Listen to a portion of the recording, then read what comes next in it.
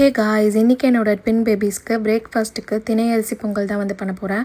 அதுக்கு 3 table spoon of தினை அரிசி அண்ட் 2 டேபிள் ஸ்பூன் ஆஃப் பச்சைப்பருப்பு நான் எடுத்திருக்கேன். அதை நல்லா வாஷ் பண்ணிவிட்டு ஒரு 20 மினிட்ஸ் ஊற வச்சுட்டு அதில் நம்ம ஊற வச்சிருந்த தினை அரிசி ப்ளஸ் பச்சைப்பருப்பை போட்டு அது வேகிறதுக்கு தேவையான தண்ணி ஊற்றிட்டு அது கூடவே little pinch of turmeric, pepper, பெருங்காயம் அண்ட் ஜீரா ஆட் பண்ணிவிட்டு ப்ளஸ் ஒரு 3 கருவேப்பிலையும் நம்ம ஆட் பண்ணிக்கலாம். நல்லா மிக்ஸ் பண்ணி விட்டு குக்கரில் ஒரு 5 to 6 விசில்ஸ் நான் விட்டு எடுத்துக்கிறேன். பேபிஸ்க்கு ரொம்பவே ஹெல்த்தி அண்ட் நியூட்ரியஸான பிரேக்ஃபாஸ்ட் அண்ட் டின்னர் ரெசிபி இது.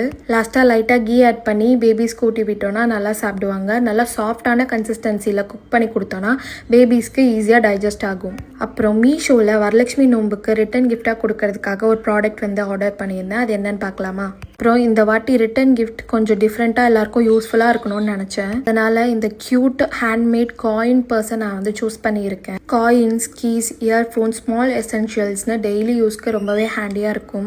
ஜஸ்ட் ஒரு ஷோ பீஸாக இல்லாமல் வாங்கிட்டு போய் ஆக்சுவலாக டெய்லி யூஸ் பண்ண முடிகிற ஒரு பொருளாக இருக்கணும்னு தான் இதை சூஸ் பண்ணேன். சிம்பிளாக இருந்தாலும் கொஞ்சம் யூனிக்காக இருக்கணும்னு தான் இந்த காட்டன் காயின் பர்ஸை செலக்ட் பண்ணேன். ரொம்பவே கம்மியான ப்ரைஸ்க்கு 12 செட் ஆஃப் காயின் பர்ஸ் நான் மீஷோவில் பர்ச்சேஸ் பண்ணியிருக்கேன். இதோட லிங்க் வேணும்னா லிங்க்னு கமெண்ட் பண்ணுங்கள், நான் உங்கள் டிஎம்க்கு சென்ட் பண்ணுறேன்.